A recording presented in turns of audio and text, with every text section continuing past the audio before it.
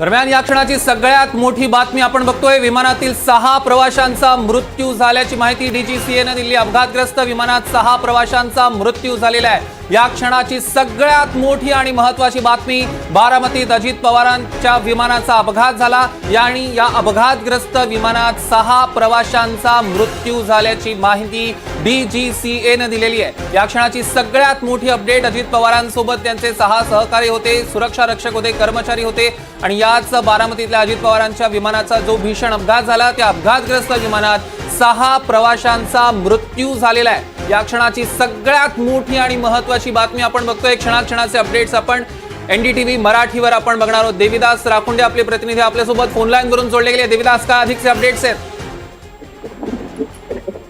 सौरभ, आपण बघतोय की काही वेळापूर्वीच ही मोठी दुर्घटना बारामतीमध्ये घडलेली आहे। महाराष्ट्राला हादरवणारी ही घटना आहे। यामध्ये काही लोक जे आहेत ते गंभीर जखमी झाले होते अशी माहिती आपल्याकडे येत होती। अद्याप जरी मिळत नसला तरी आता डीजीसीए कडून जी माहिती आपल्याला प्राप्त होते त्या माहितीमध्ये असं समजतंय की या दुर्घटनेतील 6 लोकांचा मृत्यू झालाय। नेमका कोणाचा मृत्यू झाला हे मात्र स्पष्ट करण्यात आलेलं नाहीये। मात्र हे 6 लोक कोण आहेत, काय आहेत हे सुद्धा आता पाहणं महत्वाचं असणार आहे। अजित पवारांचा बारामती दौरा होता, प्रचार सभा अजित पवार बारामतीमध्ये घेणार होते। सध्या जिल्हा परिषद आणि पंचायत समितीचं निवडणूक जे आहे त्याचा कार्यक्रम सुरू आहे आणि त्यासाठी अजित पवार आज बारामतीला येत होते। मात्र जे अजित पवारांचं विमान होतं ते लँडिंग होण्याच्या पूर्वी त्याला अचानक खालून आग लागल्याची माहिती समोर येते आणि त्यामध्ये हे विमान जे आहे ते एका शेतात कोसळलं। कटफळ परिसरामध्ये ही दुर्घटना घडली आणि यामध्ये विमानातील जे प्रवासी होते ते त्यामध्ये गंभीर जखमी झाले आणि आता जे डीजीसीए कडून माहिती येते त्यामध्ये असं समजतंय की या दुर्घटनेत 6 लोकांचा मृत्यू झालाय। मात्र कोणाचा मृत्यू झालाय ते कोण लोक आहेत हे मात्र अद्यापर्यंत समोर आलेलं नाहीये। सौरभ, निश्चितच देविदास, या संदर्भातले अधिकचे अपडेट्स आम्ही घेऊ। या संदर्भातले अपडेट्स तुम्ही घटनास्थळावर सुद्धा घेत राहा। तुर्तास धन्यवाद। या क्षणाची सगळ्यात मोठी बातमी आपण बघतोय, बारामतीत अजित पवारांच्या विमानाचा अपघात झालेला आहे। भीषण अपघात आणि 6 जण त्यांच्या सोबत होते आणि त्या 6 प्रवाशांचा मृत्यू झालाय। रामराजे शिंदे आपले प्रतिनिधी आपल्यासोबत जोडले गेले। राम, काय अधिकचे अपडेट्स आहेत?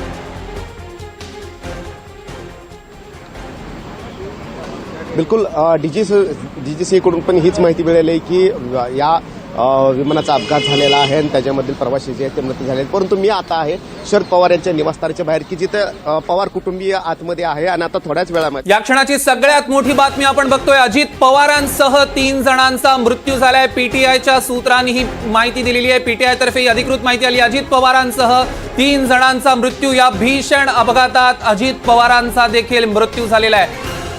आताची सगळ्यात मोठी बातमी आपण पाहतोय, पीटीआयने जी माहिती दिली आहे त्यानुसार अजित पवारांसह 3 जणांचा मृत्यू झालाय।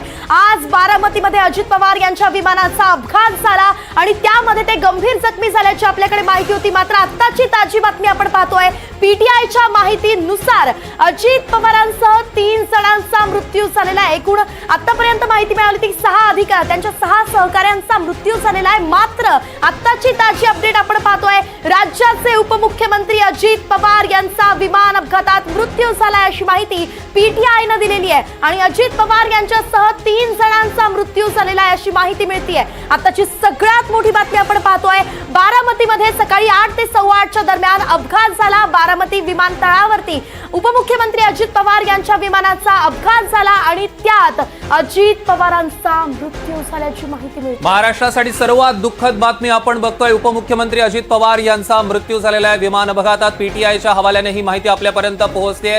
रामराजे शिंदे पुन्हा एकदा आपल्यासोबत जोडले गेलेत। रामराजे, काय अधिकचे अपडेट्स आहेत?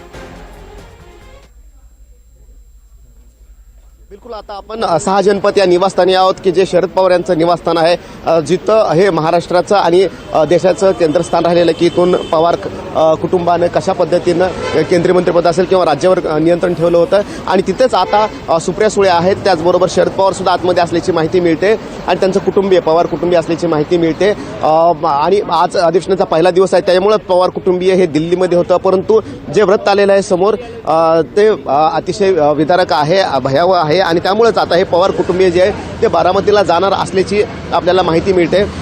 त्याचबरोबर माहिती घेणं सतत सातत्यानं चालू आहे.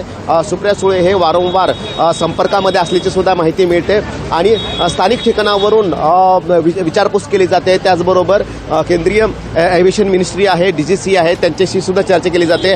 एव्हिएशन मिनिस्टर हे महाराष्ट्राचेच आहेत आणि विशेष म्हणजे की पुण्यातलेच आहेत. मुरलीधर मोहोळ हे विमान उड्डयन राज्यमंत्री आहेत, तर त्यांच्याशी सुद्धा संपर्क चालू असल्याची माहिती मिळते आणि सत्यता जी आहे ती जाणून घेण्याचा प्रयत्न जे आहे ते पवार कुटुंबीय करते आणि आता थोड्याच वेळामध्ये ते निघणार असल्याची माहिती मिळते. साधारणतः 10:30 किंवा 11ची फ्लाईट पुण्याची घेणार असल्याची माहिती मिळते. कारण पुण्यामध्ये जो आहे तो सकाळपासून दुपारी 12पर्यंत नो फ्लाईंग झोन आणि नो लँडिंग झोन आहे. त्यामुळं पुण्याला जर पोहोचायचं असेल तर 11च्या फ्लाईटने आणि त्यानंतर साधारणतः 1 वाजता फ्लाईट लँडिंग करतं. 8:30 ते 11:30 पर्यंत पुण्यामध्ये कोणतीही फ्लाईट उतरू शकत नाही.